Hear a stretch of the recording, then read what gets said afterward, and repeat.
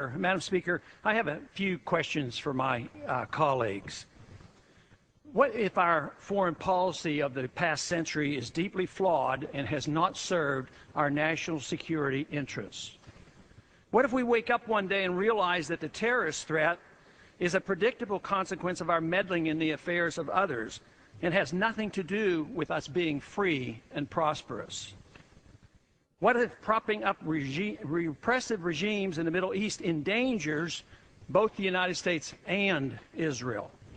What if occupying countries like Iraq and Afghanistan and bombing Pakistan is directly related to the hatred directed toward us?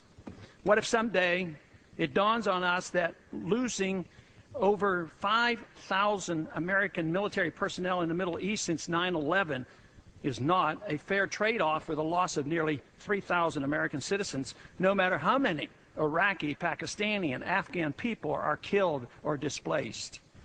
What if we finally decide that torture, even if called enhanced interrogation technique, is self-destructive and produces no useful information, and that contracting it out to a third world nation is just as evil? What if it is finally realized that war and military spending is always destructive to the economy? What if all wartime spending is paid for through the deceitful and evil process of inflating and borrowing?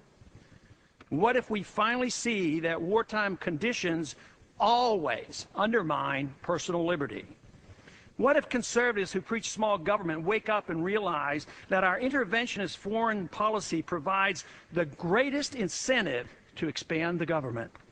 What if conservatives understood once again that their only logical position is military intervention and managing an empire throughout the world? What if the American people woke up and understood that the official reasons for going to war are almost always based on lies and promoted by war propaganda in order to serve special interests? What if we as a nation came to realize that the quest for empire eventually destroys all great nations? What if Obama has no intention of leaving Iraq? What if a military draft is being planned for the wars that will spread if our foreign policy is not changed?